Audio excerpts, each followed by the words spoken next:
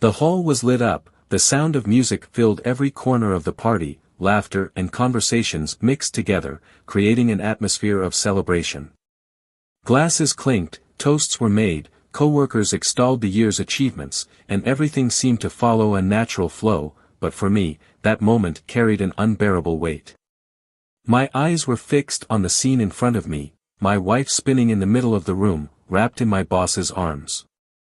His hands held her waist with confidence, his eyes fixed on hers with an intensity that already said a lot, and the smile on his face revealed that this wasn't just a dance. It was invaded territory. It was disrespect being displayed in front of everyone. I could have swallowed my indignation, ignored that exaggerated closeness, convinced myself that it was just a moment of relaxation. But I knew. I always knew. Small details, subtle gestures, averted glances, excuses that didn't line up. And now, there, before my eyes, their mask fell, and I was no longer willing to be the naive man who accepted crumbs of respect. The waiter passed by me, offering another shot of whiskey, but I refused. My blood was already burning enough. I walked to the middle of the room, feeling the eyes follow me. The instant my voice cut through the music, the entire party froze. "Congratulations to you both," he said, and a sepulchral silence took over the room. My wife's eyes widened in surprise, and the boss had the audacity to try to sustain a smile. "But tonight is a special night. I want to share something with you," I continued, and everyone waited, holding their breath. "I want to announce my divorce, here, now. My wife and my dear boss are officially free to be together without having to hide anything." The impact of the words reverberated in the environment. Some murmured, others looked in disbelief, and my wife covered her mouth, as if she only realized at that moment the scale of what she had done. The boss, in turn, remained motionless, his arrogance slowly disappearing. None of them had a quick answer. None of them were prepared to be unmasked in public. She came closer, trying to hold my arm. "Don't do this, not here," he whispered, but there was no more room for retreat. "This is the perfect place," I replied, my voice firm, with no room for emotional appeals. "You had no shame in betraying, so why should I have any shame in exposing it?" The boss tried to intervene, keeping his tone calm, forcing control that he no longer possessed. "I think you're taking it all wrong, man. This isn't what it seems." I laughed, a dry, humorless laugh. "Isn't it? So tell me, what is it? Enlighten my ignorance." He was silent. My wife tried to justify it. "It was just a dance." "A dance?" I repeated, letting the word hang in the air. "What about all the deleted messages? The schedules that didn't match? The lame excuses?" With each sentence, I saw the color drain from his face. How many dances were there before this one? Her silence was the answer. The tension in the room was palpable. Some guests looked away, embarrassed to witness what was supposed to be a private conversation. Others, however, looked on with interest, as if they were facing an unpredictable spectacle. And that's exactly what it was. But unlike a rehearsed show, here, the masks were falling off in real time. My wife's humiliation was evident. Her eyes filled with tears, not of regret, but of despair at being exposed. The boss, realizing that he was losing control of the situation, tried to walk away, but the room's attention was still focused on him. There was no easy escape for either of them. And it was then that something unexpected happened. From across the room, voices began to rise. Murmurs of confirmation. Small details that had previously been ignored came to light. I saw them leaving the parking lot together a few times, one colleague whispered to another. "They always came back from lunch minutes apart," added a third. The truth, the one that had been buried for so long under fake smiles and rehearsed excuses, now emerged, implacable. The boss, who was previously seen as a man of respect and authority, began to lose his credibility among his own employees. My divorce was no longer just a personal scandal, but an event that shook the structures of that company. The boss, who boasted so much about his power and influence, was now under the judgmental eyes of everyone who previously admired him. The cheating wife no longer found refuge in silence. His voice was shaking when he finally managed to stammer out, "Please, let's talk away from here." But there was nothing more to be said. The truth was already in front of everyone. The party had stopped. The impact of that revelation took on proportions that not even I had anticipated. However, as shame consumed them, a doubt lingered in the air.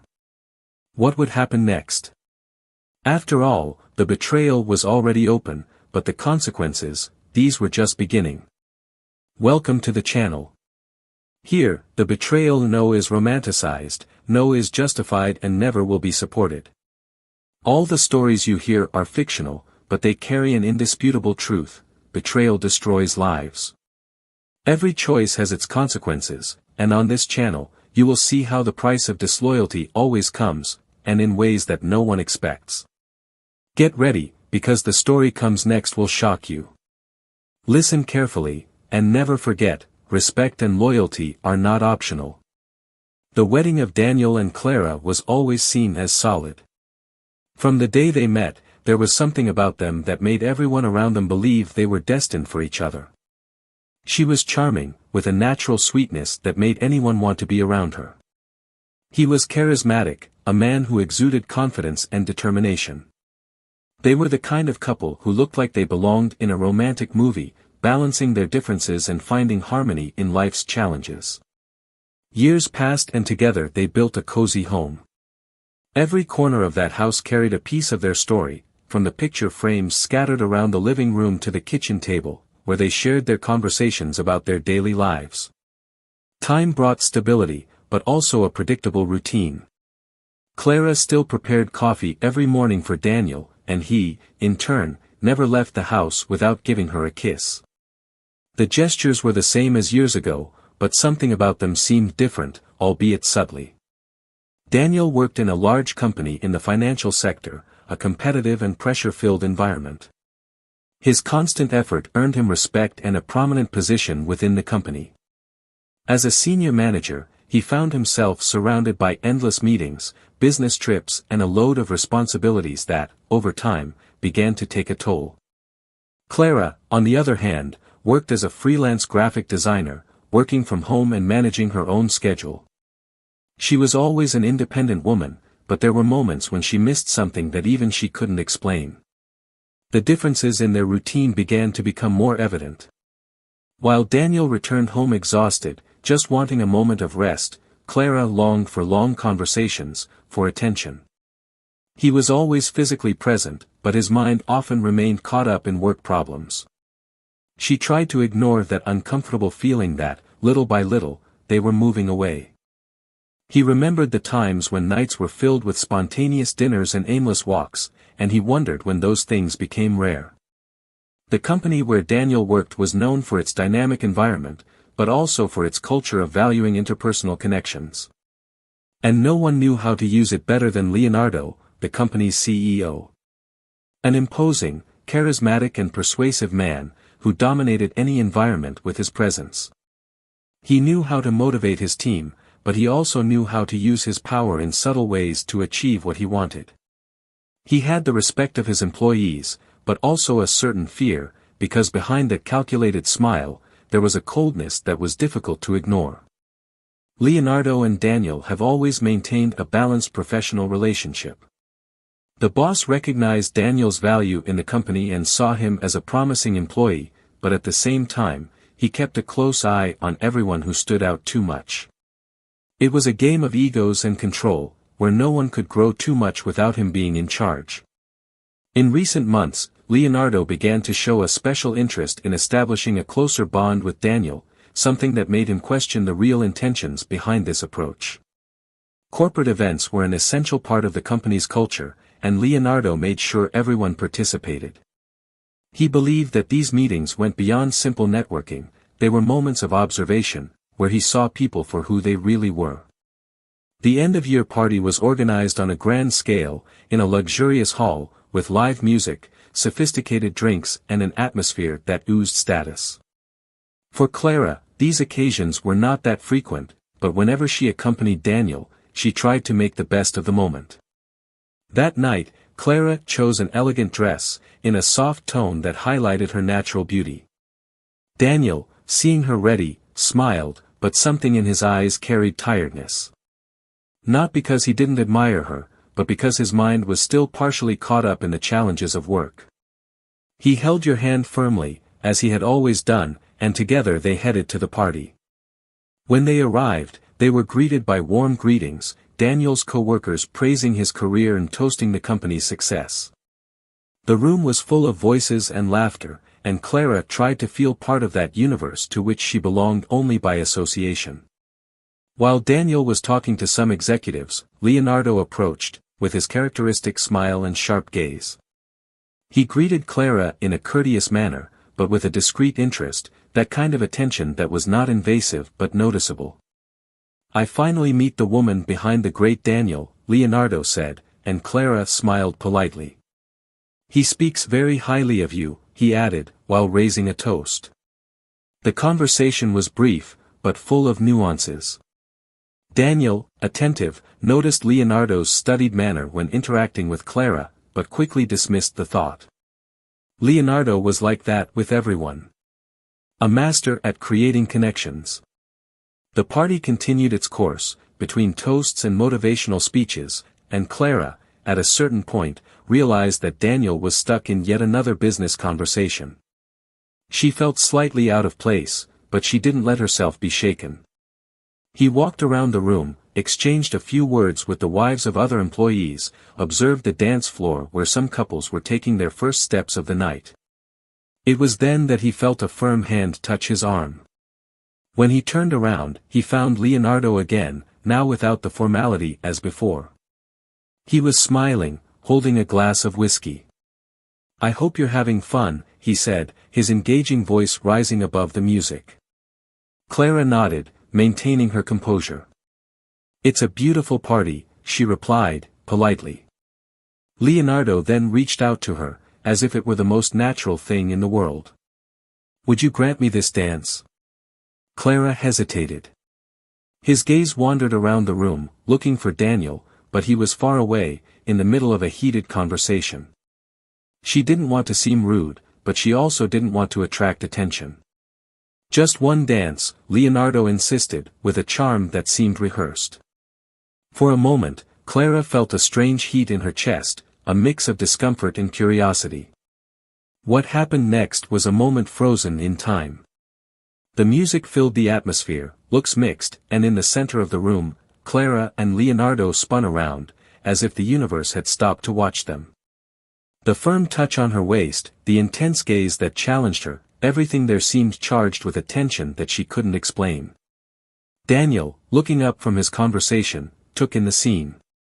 Clara's body next to Leonardo's, the closeness that went beyond simple cordiality.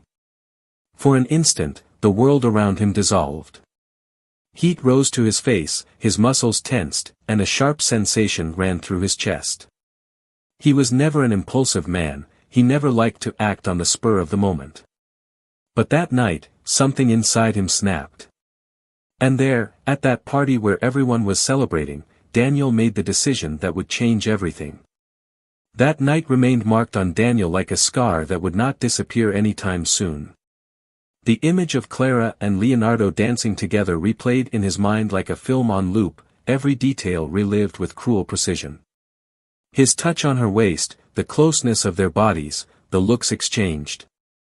He tried to shake off the discomfort, tried to convince himself that he was exaggerating, that it was just a dance, but something inside him knew there was more. It was a feeling, an intuition, a silent warning that refused to be ignored. The following days were filled with strange silence. Clara didn't mention dancing, and Daniel didn't bring up the subject either. But the tension was there, invisible, hovering between them like a shadow. He watched his wife's movements more closely, noticing the small changes. Her cell phone, previously left carelessly on the table, now seemed to always be within her reach. Messages that were previously answered without haste now received immediate attention. Sometimes he noticed a different gleam in her eyes, something he couldn't name, but it made his chest feel uncomfortable. Daniel began to test his own sanity. I spent more time at home, I left work earlier, showed up unexpectedly at unusual times. I watched. But nothing seemed obvious. Clara continued to be the same attentive, loving woman, dedicated to her work and the small details of the home. And yet, he couldn't shake the feeling that something was slipping from his eyes. Like a figure that disappears the moment you turn to look. Time followed its course, but Daniel's restlessness only grew. He tried to act natural, but his mind was on alert. The different smell in her car, the perfume that wasn't the same as usual. The justification for an extra meeting, an unexpected commitment, the need to leave early or return later. Small cracks were appearing in the perfect image that he was trying to hold on to with all his might. And then, one night, the first concrete sign appeared. Clara was in the shower and her cell phone was vibrating on the bedside table. Daniel was not a man who messed with his wife's things. I trusted her. Or at least I trusted him until that party. But what was once an unshakable certainty was now a house of cards ready to collapse. He looked at the screen. An unidentified number. The message, short, dry, full of meaning that is impossible to ignore: I miss you. I need to see you. The ground seemed to slip away from beneath his feet. For a moment, he remained motionless, holding the cell phone in his hand, trying to find a plausible reason for that message. But there was no innocent explanation. That was exactly what it looked like. He heard the sound of water stopping and quickly put his cell phone back in its place. I didn't say anything. Not that night. In the following days, Daniel observed Clara like never before. Every step, every apology, every expression on her face. Everything fit together into a puzzle that he didn't want to put together, but that, piece by piece, became impossible to ignore. He needed proof. He needed the truth before his eyes. So, he made a decision. The following Friday, Clara left home claiming she was meeting a friend for dinner. A dinner that, according to Daniel, never happened. He waited a few minutes before leaving right behind her. He drove keeping his distance, following the route without rushing. His stomach dropped when he saw that she wasn't going to any restaurant, but rather to a discreet hotel, far enough away to avoid unwanted glances. He parked across the street, his heart pounding in his chest. He saw when Clara got out of the car, fixed her hair, checked her appearance in the reflection in the window. There was something in her manner, a different energy, a glow that he hadn't seen in a long time. But that glow wasn't for him.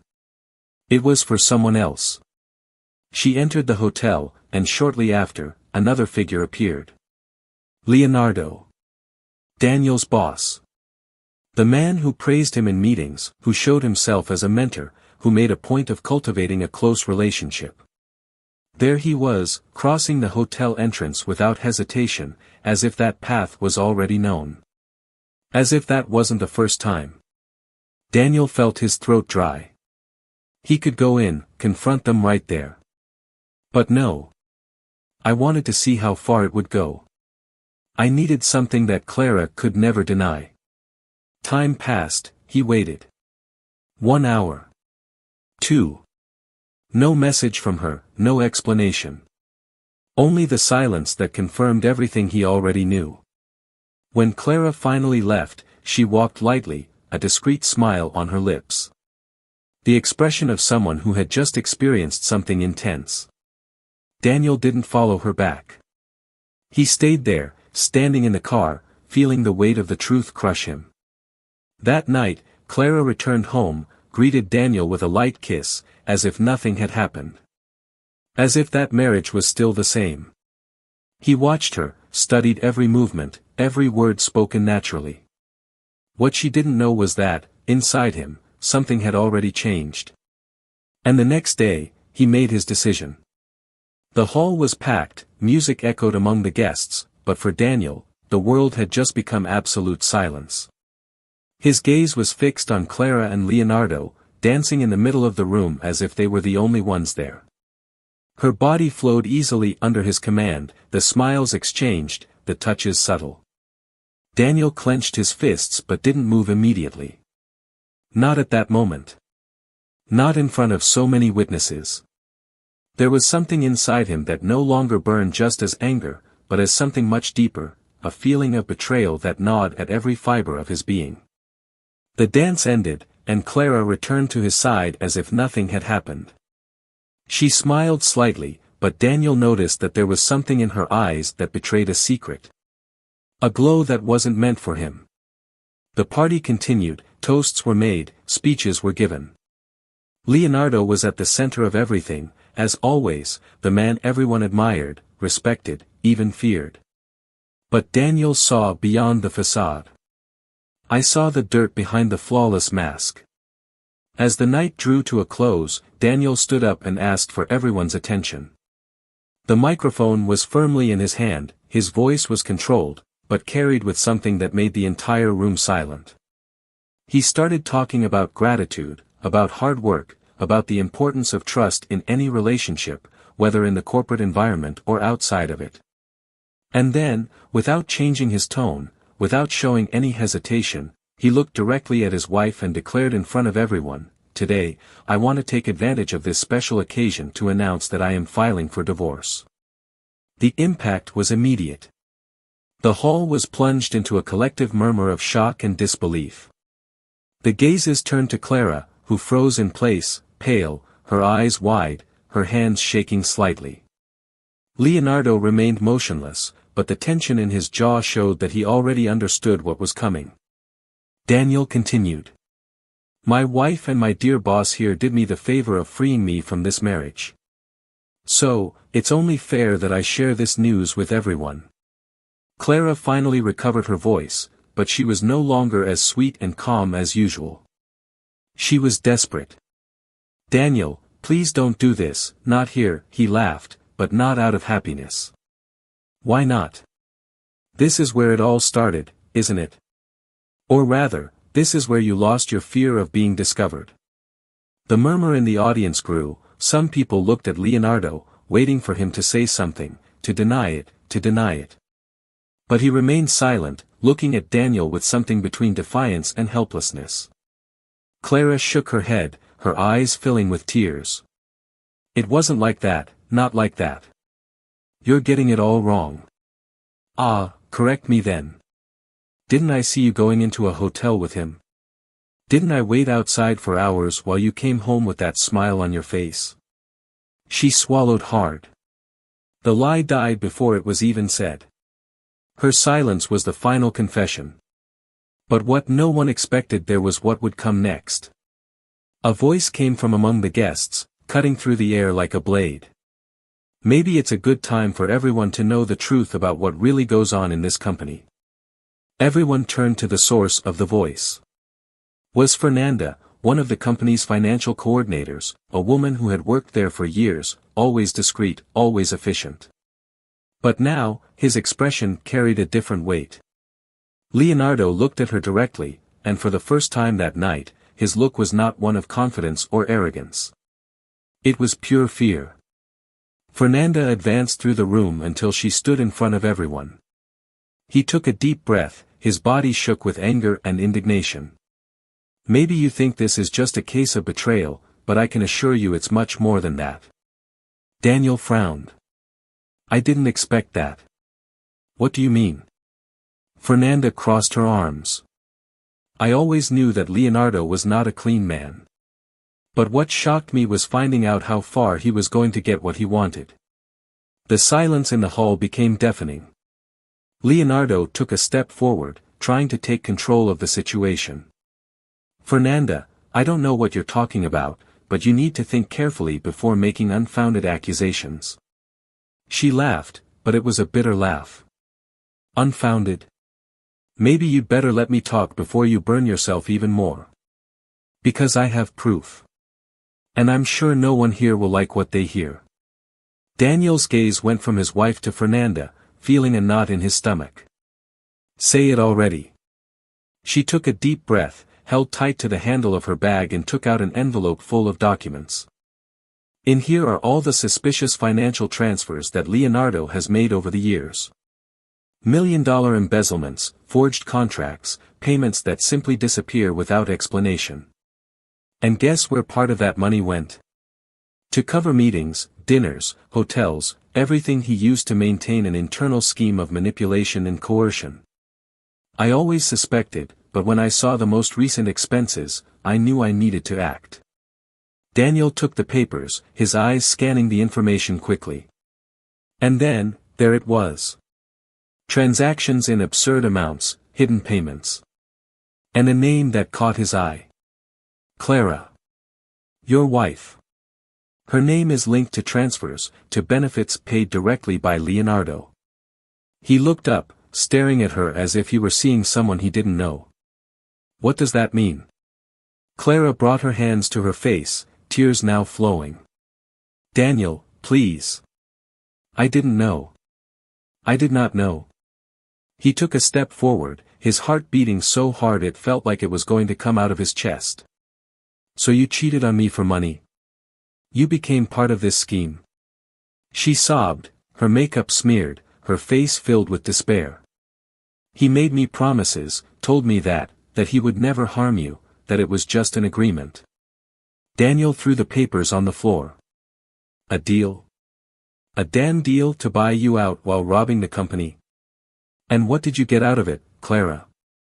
A new car? An apartment? How much did our story cost? Leonardo tried to intervene, but it was too late. The entire hall was against him now.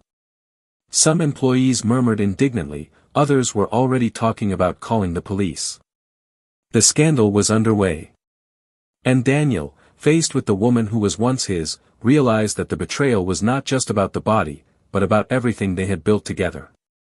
And now, all that was over. Clara was crying, Leonardo was cornered, and Daniel. He only felt a dark relief as he realized that despite the pain, at least he now knew the whole truth. The party hall seemed to have turned into a silent courtroom. The scandal had exploded before everyone's eyes, and now no one knew how to react. The air filled with murmurs was almost suffocating. Clara was motionless, her eyes red and full of tears, as if she wanted to disappear from there. Leonardo maintained a rigid expression, but the sweat on his forehead betrayed his despair. He wasn't just being exposed for an extramarital affair, but for something much worse. His empire of power and control was about to crumble. Daniel felt the impact of everything as if he had been punched in the stomach. His vision seemed blurred, his thoughts jumbled. He wanted to feel anger, hatred, indignation. But most of all, what dominated his chest was the crushing feeling of betrayal.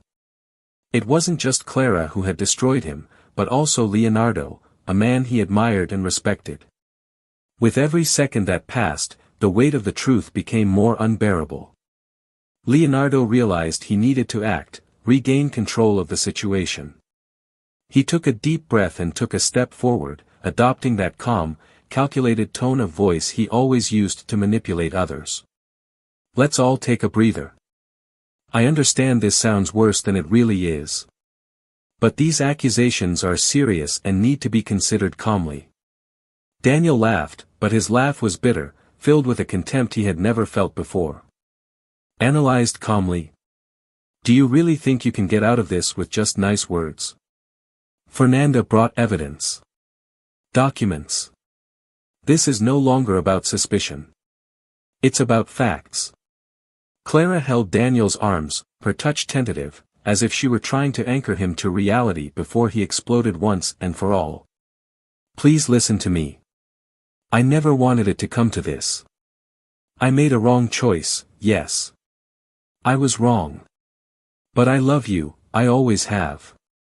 He jerked her arm away, as if the touch burned him. Don't say that word. Love? What do you know about love, Clara? Love can't be bought. Love can't be sold.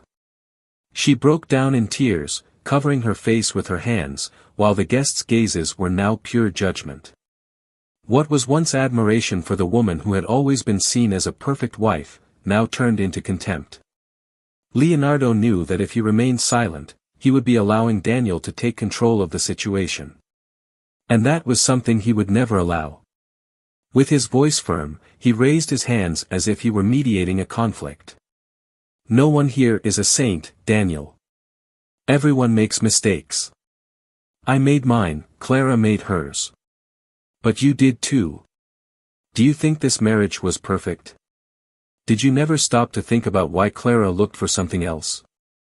You cared more about work than your own wife. She felt invisible. Forgotten. Daniel felt anger explode inside him. So now you want to justify what you did? Like it was my fault. Like Clara had no option but to sell her dignity to you. Leonardo narrowed his eyes, a crooked smile on his face. You can hate me all you want, Daniel, but the truth is, deep down, you know you were never enough for her. Clara looked up, desperate. Don't say that, Leonardo. Daniel felt as if the air had been knocked from his lungs. Not because he believed Leonardo's words, but because, deep down, he knew that Clara would not contradict him. And that was the answer he needed. Fernanda, who until then had observed everything in silence, finally decided to intervene. You can continue this game of accusations and pathetic justifications, but the truth is one, justice will take care of you, Leonardo. And as for you, Clara, I hope that one day you understand the price of your choices. The murmurs among the guests increased. Some people were already taking out their cell phones, sending messages, sharing the scandal in real time. The news would not be confined to that room. Soon, the entire company, perhaps even the media, would know about Leonardo's corruption and involvement in fraudulent schemes. He was no longer a powerful man. He was a condemned man. Leonardo, realizing that the situation was out of control, decided it was time to go. He turned to Clara and extended his hand. Come with me. We can still get out of this together. She blinked a few times, not believing what she was hearing. What? You heard me. Come with me. I can still protect you. His voice was firm, but there was urgency in his words. He knew that if he went alone, he would face everything without anyone by his side. He needed Clara, if only to maintain the illusion that he still had something under control. Clara's eyes met Daniel's for a moment, but what she saw in them was something she had never seen before. Empty. He had already stopped fighting for her. There was no more pleading, no more pain. Just the end. She hesitated. He looked around and saw that there was no longer any refuge there. There was no more respect. There was no more house. And then, he took a step forward. He took Leonardo's hand. Daniel showed no surprise. He just nodded slightly, as if he already knew that would be the outcome. That's it, then. Clara swallowed her tears, but was unable to respond. She and Leonardo walked together to the exit of the room, ignoring the looks that followed them. But before they could walk through the door, a sound cut through the air. Sirens. The police had arrived. Leonardo stopped suddenly, his eyes widening. He looked at Fernanda, who smiled sideways. Do you think I would let you get away so easily? Two police officers entered the room, walking directly towards Leonardo. Mr. Leonardo, you are under arrest for fraud, money laundering and corruption. We have a warrant to take you right now. Chaos ensued once and for all. Clara let go of Leonardo's hand as if he were on fire. He tried to react, tried to argue, but it was too late. The police handcuffed him right there, in front of everyone, while he screamed that it was a mistake. But no one believed his words anymore. Daniel watched everything with a mix of relief and tiredness. He had lost a lot that night. But somehow I felt like I was finally free. Clara looked at him one last time, as if she wanted to say something. But Daniel just looked away. For him, she no longer existed. And then, without looking back, he left the party.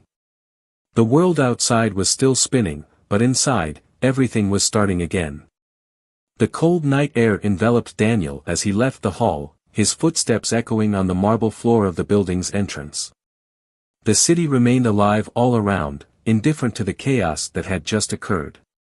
The party that was supposed to be a celebratory corporate event had turned into a stage for revelations that destroyed everything he knew.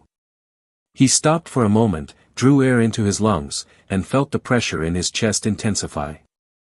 Nothing there seemed real. As if he was waking up from a nightmare that hadn't yet ended. The police car's sirens were still echoing in the street, and he knew that Leonardo was being taken away. There was no fight. No final speech. Just a defeated man being dragged to face the consequences of his own ego.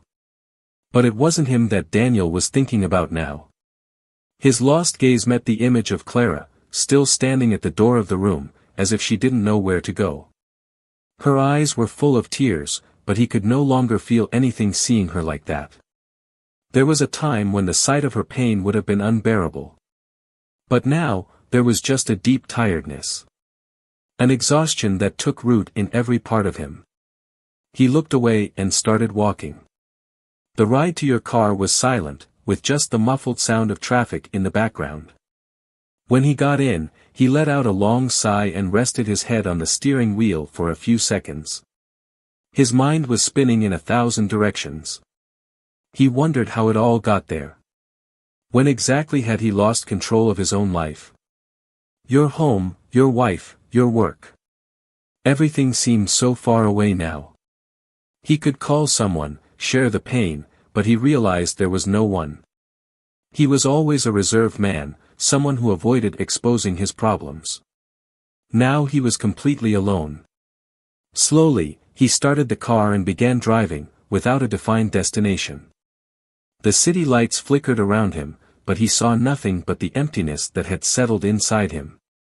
He passed through familiar streets, through places that once had meaning but now seemed like irrelevant points along the way. At some point, he realized that his hands were shaking on the steering wheel.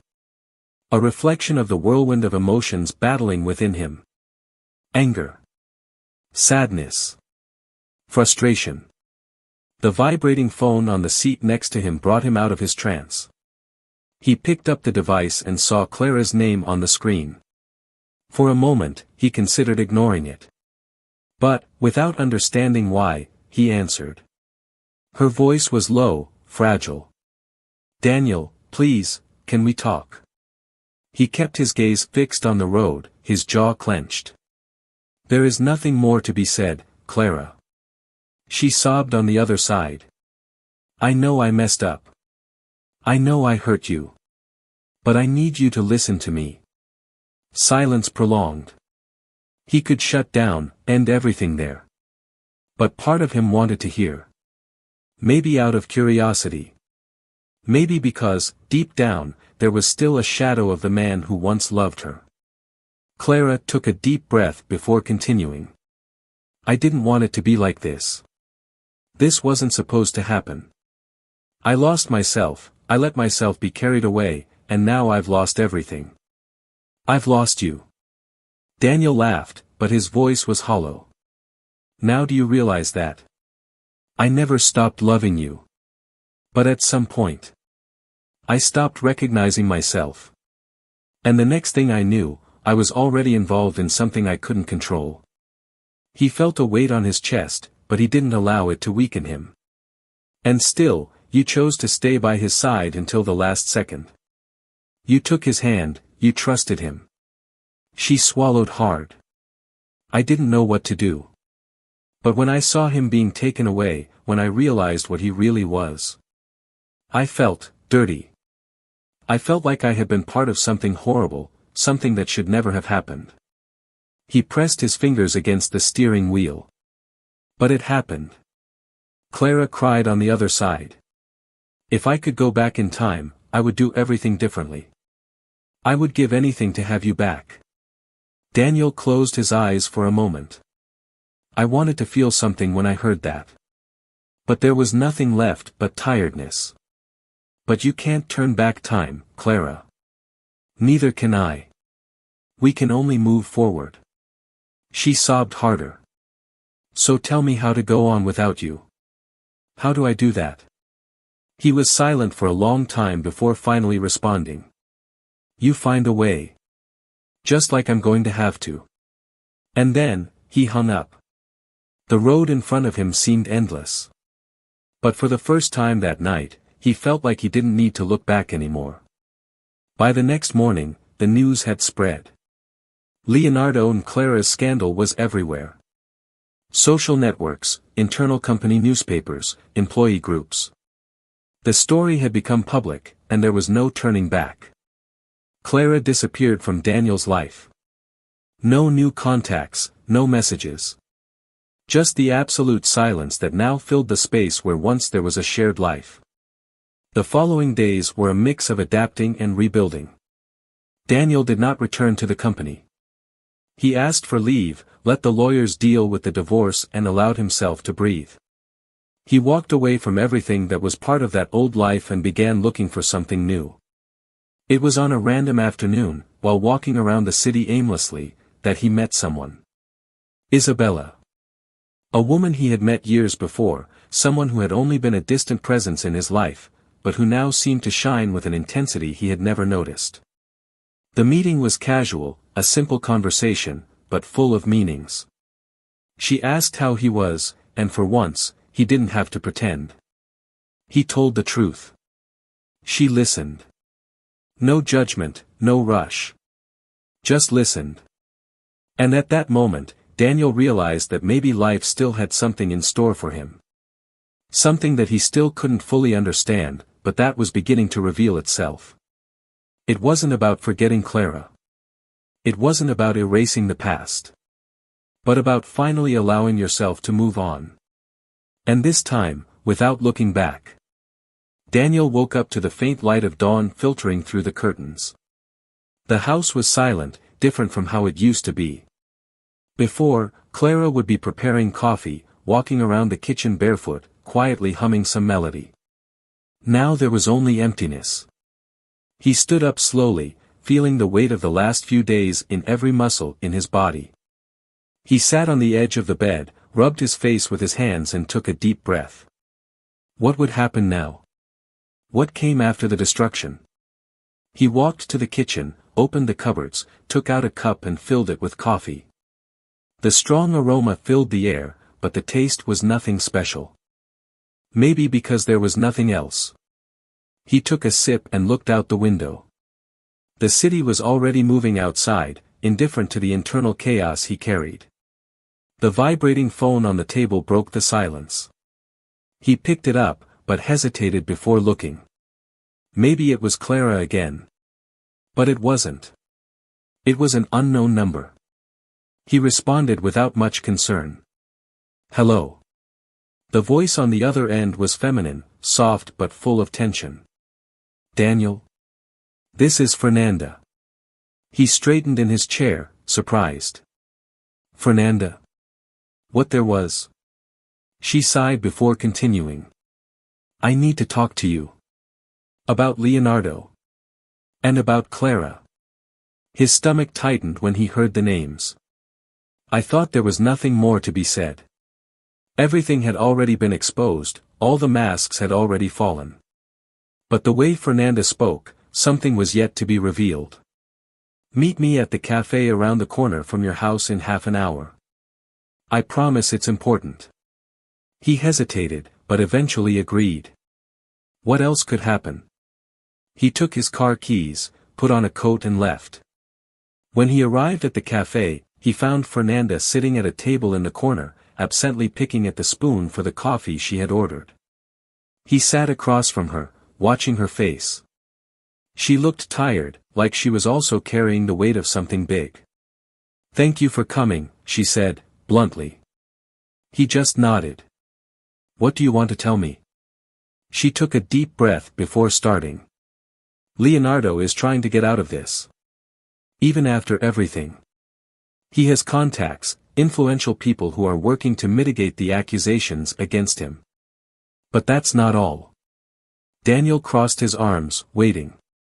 He's trying to shift some of the blame onto Clara.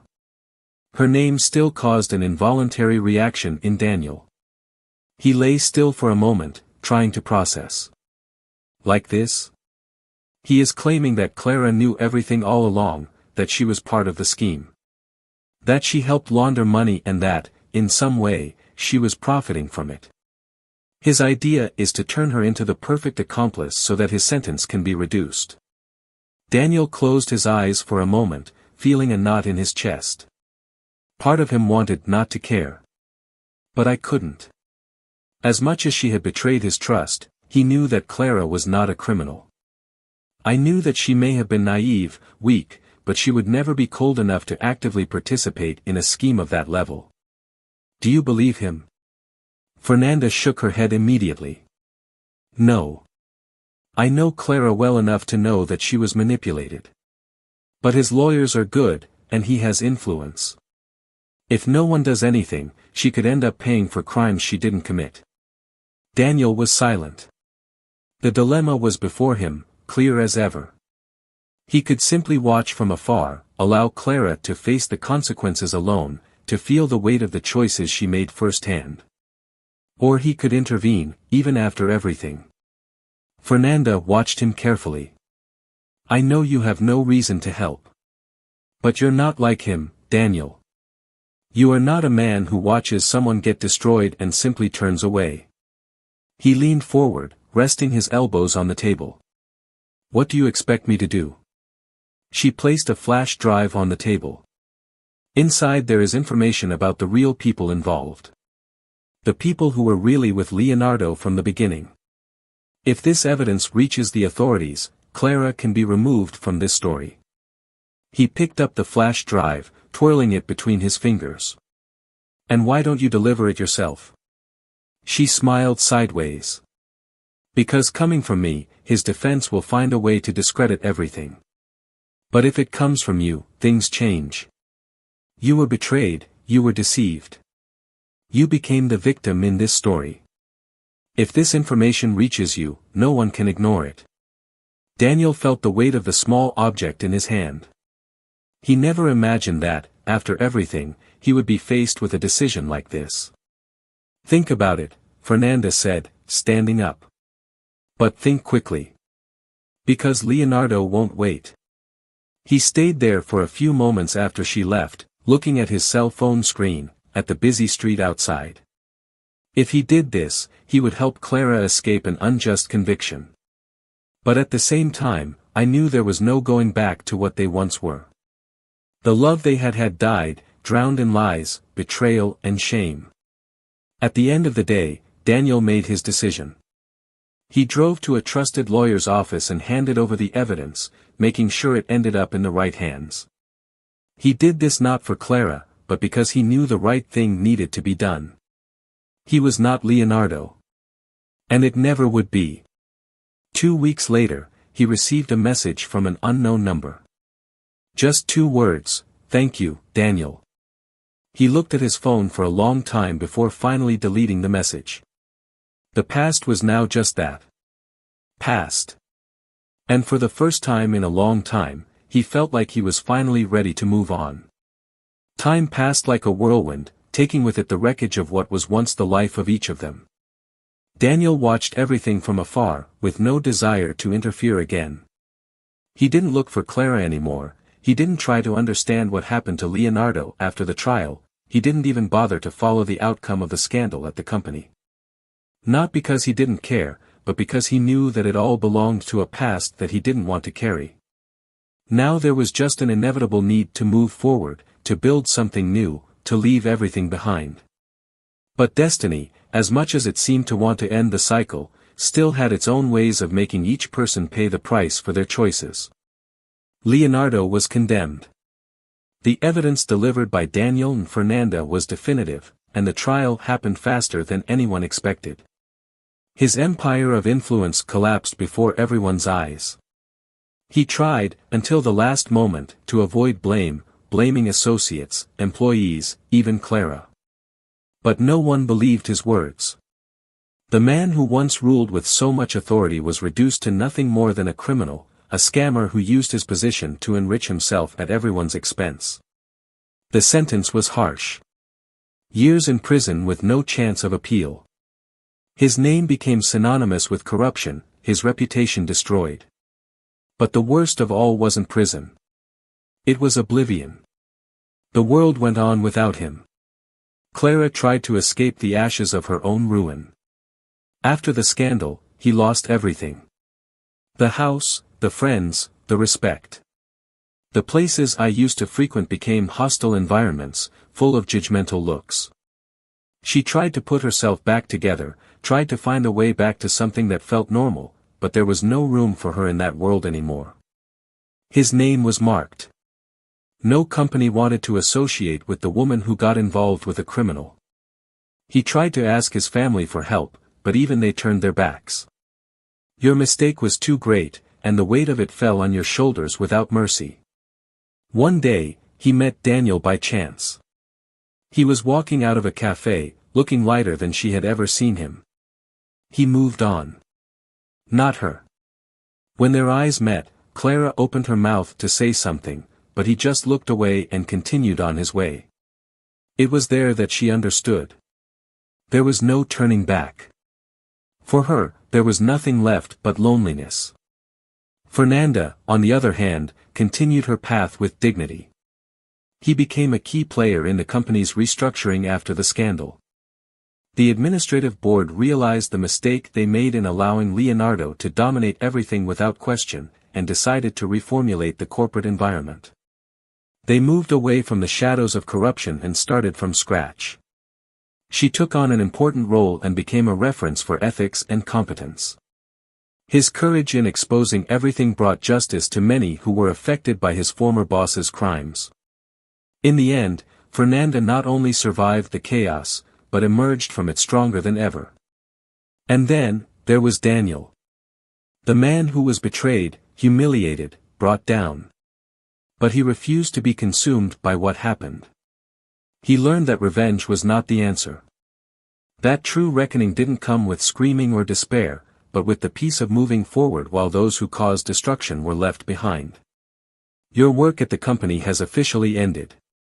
He didn't want to be part of that world anymore. With the money he had, he decided to open something of his own, an independent project that would allow him to start over far from the memories of everything he had been through. And it was on this path that he met Isabella again. She didn't emerge as an immediate romance, but as a silent, gentle presence. Someone who listened to him when he needed to speak, who respected his time without trying to fill the voids that still existed within him. Little by little, what started as friendship turned into something more. It wasn't like before, it wasn't intense or overwhelming. It was light. It was real. It was true. The last time he heard about Clara was through a mutual friend. They said she was trying to rebuild her life somewhere else, away from everything. But it didn't matter anymore. She was just a distant memory. A scar that, over time, stopped hurting. Now, looking ahead, Daniel knew he had one. Not because he destroyed those who hurt him, but because he chose to live without carrying the weight of what they did to him.